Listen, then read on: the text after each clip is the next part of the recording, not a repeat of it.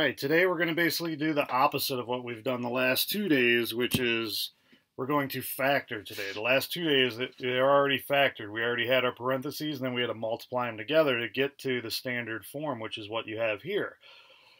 Now today we're going to do the opposite. We're going to put them back into parentheses. We're going to factor. So this first example, x squared plus 14x plus 49. I gave you an easy one to start with because a is 1. Whenever your x squared is just x squared, it's not 25x squared.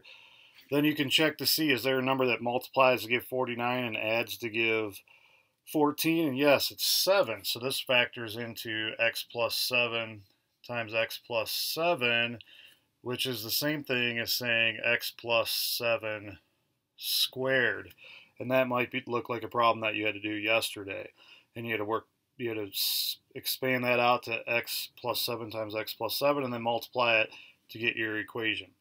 All right, now this second one, a is not 1, it's 25. So this is a little bit trickier. So when you have this situation, the first thing you want to do is look and see if your a value and your c value, 25 and 9, are perfect squares, and they are. 25 is a perfect square, it's 5 squared. 9 is a perfect square, it's 3 squared. So when you have that, those are the two numbers you'll use in your parentheses. So you'll have 5x and 3, and then you'll also have 5x and 3. Now, the tricky part on this one is to say, what do I put here, plus or minus? What do I put there, plus or minus? Well, you look at the b term. This is where the b term comes in. If the b term is negative, then they're both negative.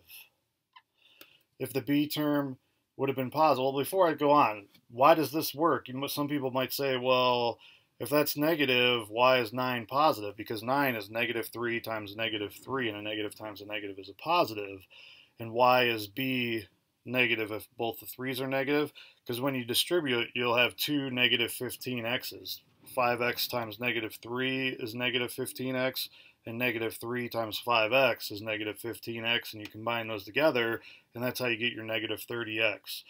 So let me go back. A, the perfect square, the square root of a, is your first number in your parentheses. The perfect square of 9, the square root of that is 3. That's the second number. And then b, whatever sign it is, that's the sign you use. If it was positive, if it was plus 30x, then these would both have to be pluses.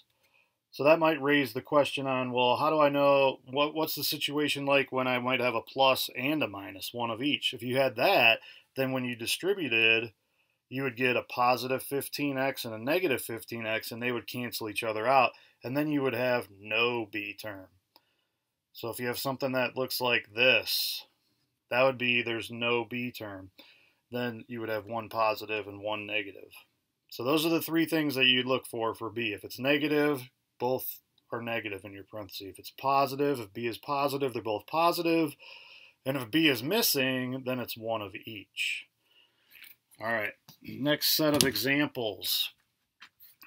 No b term. So I just kind of talked about that. If there's no b term, it's actually a little bit easier to solve this if there's no b term. You can just solve this the way you would traditionally solve for x or for y.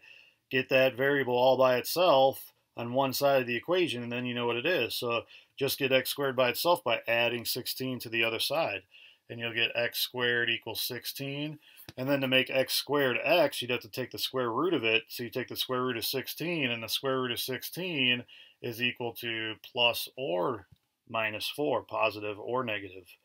So your two answers for your x-intercepts on that one would be positive and negative 4. And that is the same thing as this, x plus 4, x minus 4. So if you want to factor this, instead of adding 16 over and then doing it the way that I did, you could say, well, there is no b term. 16 is a perfect square, so my parentheses must be a positive and a negative. So what would make this parenthesis equal to 0? Negative 4. What would make that one equal to 0? Positive 4. So my answers are positive and negative 4. There you go. All right, this next one's a little bit trickier because a is not 1. That always makes the problems a little bit trickier.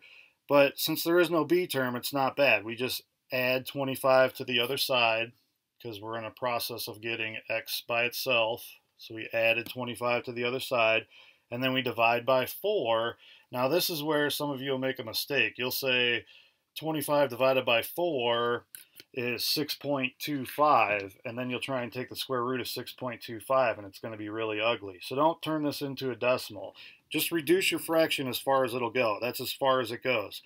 Now you can take the square root of each side, and both the numerator and the denominator are perfect squares. So the square root of 25 is 5, and the square root of 4 is 2. So your answer is positive or negative 5 over 2 or 2.5. And that's how you would solve that. So that basically covers everything that you're going to have to do for your problems on Wednesday, except for one example that's like this last one that I just showed you, the 4x squared minus 25 equals 0. So you had 2x squared plus 10 is equal to 82. All right, you're going to see problems that look like this, where the problem is not equal to 0. So that's okay. It's still the same strategy. You still want to get x squared by itself. So you would subtract 10 to the other side, and then you would divide by 2. So when you subtract 10, you get 72, because 82 minus 10 is 72. And then when you divide by 2 to get the x squared by itself, 72 divided by 2 is 36. So now we're back to x squared equals 36. Now you can take the square root of both sides, and you get positive or negative 6. So you've solved for x. So I just didn't want you to get confused if you saw a problem that did not equal 0 from the beginning. It doesn't matter as long as there's no b term. You just move everything over to the right and you solve for x the old-fashioned way. You shouldn't have too much trouble. So hopefully tonight goes well for you.